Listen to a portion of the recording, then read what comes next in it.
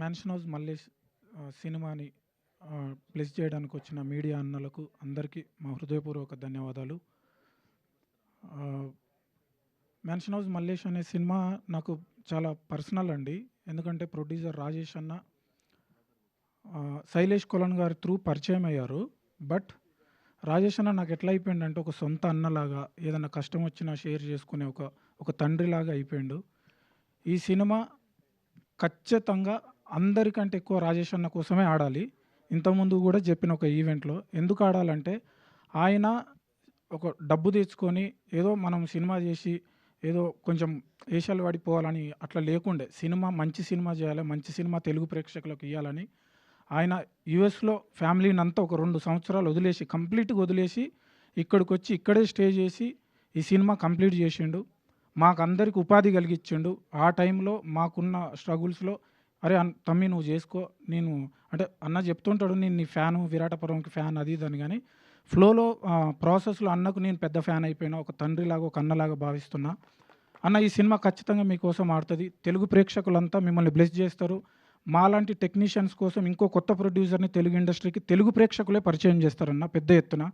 All the best అన్న. And ఈ cinema అన్నతో పాటు అందరి కోసం కూడా ఆడాలి. బాలా సతీష్ అన్న, ఆయన చాలా ప్యాషనేట్గా కథలు రాసుకొని, ఆయన దగ్గర నేను ఒక 4-5 కథలు విన్నా వరుసగా. ప్రతి కథ సూపర్ ఉంటుందండి. ఆ కథలు బయటికి రావాలంటే ఈ సినిమా హిట్ అవ్వాలి. సో ఈ సినిమా హిట్ అయితే ఆ కథలన్నీ బయటకు వస్తాయి, అద్భుతమైన కథలు. ఈ సినిమా కూడా అద్భుతమైన సినిమా అండి. నేను బ్యాక్గ్రౌండ్ స్కోర్ చేసినప్పుడు అంటే 1-2 ఎడిట్లు చేంజ్ అయినప్పుడు కూడా చేస్తున్న ప్రతిసారి నేను అన్నకి చెప్పేది, డైరెక్టర్ బాలన్నకు, అన్న సినిమా అదిరిపోయింది, పెద్ద హిట్ అయిద్ది అన్న అని. సో బాలన్న మీకు కూడా all the best. And next వచ్చేసి శ్రీనాథ్ అన్న. శ్రీనాథ్ అన్న ఈ సినిమా చేసే టైంకి, అంటే మేము పరిచయం అయ్యే టైంకి నాకు తెలిసి యానిమల్ ఇంకా కాలేదు అన్న, షూటింగ్ నడుస్తుంది మధ్యలో.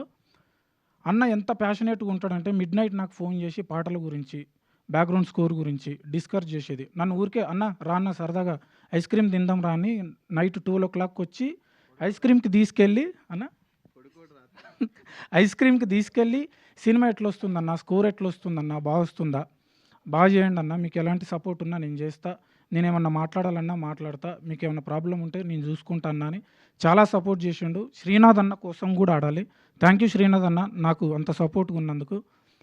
అండ్ ఈ సినిమాలో పనిచేసిన అందరు టెక్నీషియన్స్కి ఈ సినిమా హిట్ అవ్వాలని మనస్ఫూర్తిగా కోరుకుంటూ, పర్టికులర్గా వీళ్ళిద్దరు ఎట్లా అంటే, నేను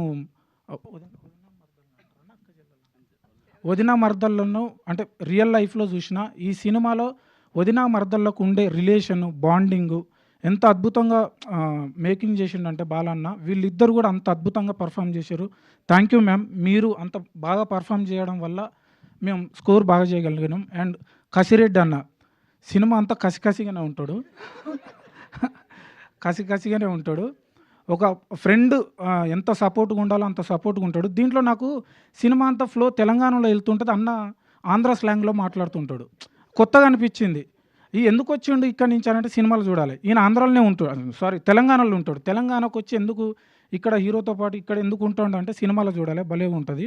అండ్ ఈ సినిమాని బ్లెస్ చేయండి. March 6th వస్తుంది. మీడియా అన్నలు మీరు సపోర్ట్ చేయాలన్న, అండ్ ప్రేక్షకులు కూడా సపోర్ట్ చేయాలి. Thank you. నాకు కూడా all the best. Thank you. Yes, absolutely. Suresh Bobbili గారి కోసం కూడా ఆడాలి సినిమా. Thank you.